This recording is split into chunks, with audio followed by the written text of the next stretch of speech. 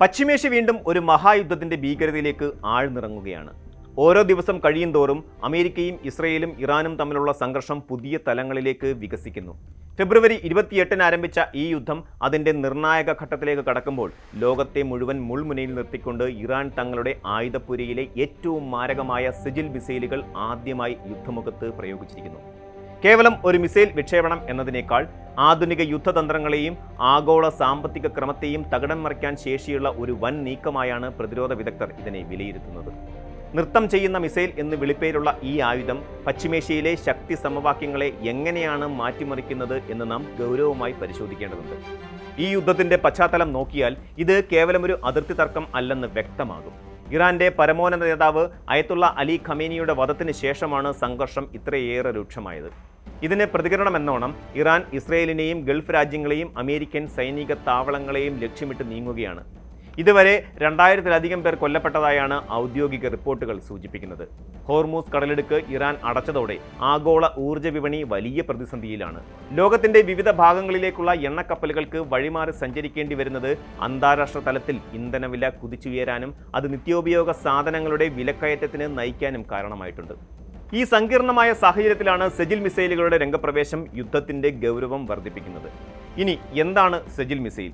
എന്താണ് സാങ്കേതികമായ ഇതിന്റെ മികവ് എന്നൊക്കെയാണ് നമുക്കൊന്ന് വിശദമായി പരിശോധിക്കാം. ഇറാന്റെ തദ്ദേശീയമായ മിസൈൽ വികസന ചരിത്രത്തിൽ ഏറ്റവും മികച്ച നേട്ടങ്ങളിലൊന്നാണ് സെജിൽ 2. ഇതൊരു മീഡിയം റേഞ്ച് ബാലിസ്റ്റിക് മിസൈലാണ്. ഏകദേശം 2000 കിലോമീറ്റർ ദൂരപരിധിയുള്ള ഈ മിസൈലിന് ഇറാന്റെ മണ്ണിൽ നിന്ന് തൊടുത്താൽ മിനിറ്റുകൾക്കുള്ളിൽ ഇസ്രയേലിലെ പ്രധാന നഗരങ്ങളെ തകർക്കാൻ സാധിക്കും. 18 മീറ്റർ നീളവും 1.25 മീറ്റർ വ്യാസവുമുള്ള ഇതിൻ്റെ ഭാരം ഏകദേശം 23,600 കിലോഗ്രാമാണ്. എന്നാൽ ഇതിൻ്റെ ഏറ്റവും വലിയ പ്രത്യേകത അതിൻ്റെ എഞ്ചിൻ സാങ്കേതിക വിദ്യയാണ്.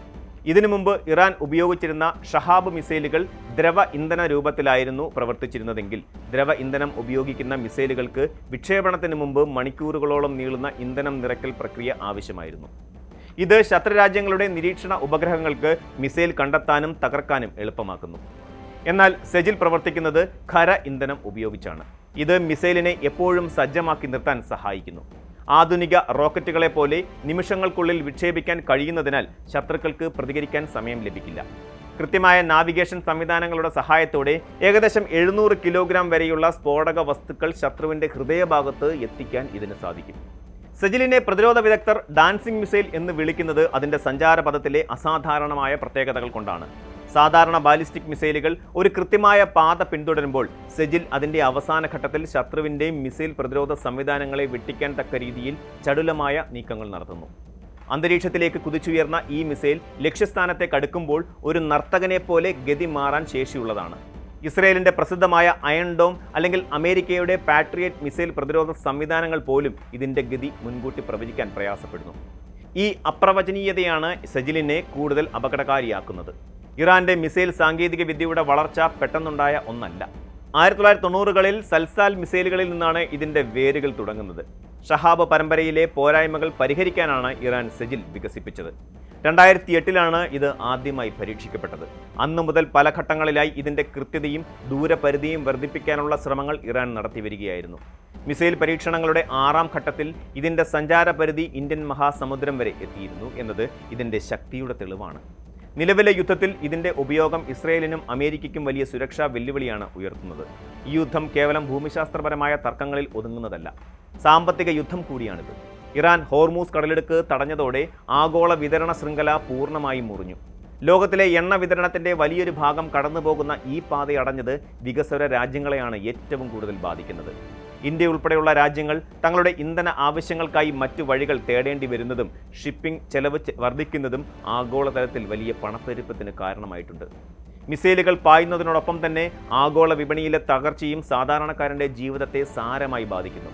യുദ്ധം 3ാം ആഴ്ചയിലേക്ക് കടക്കുമ്പോഴും സമാധാനത്തിനായുള്ള വഴികൾ അടഞ്ഞു തന്നെ കിടക്കുകയാണ്.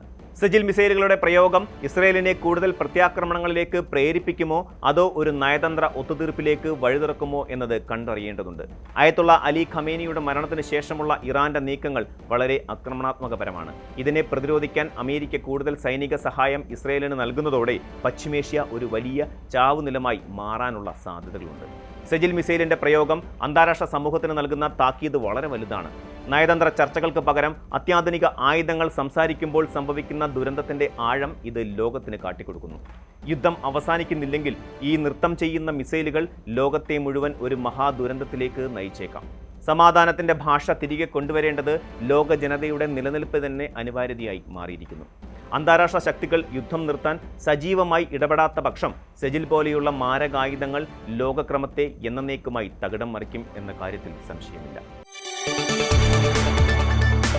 കൂടുതൽ വാർത്തകൾക്ക് News 18 Keralam YouTube channel subscribe ചെയ്യുക.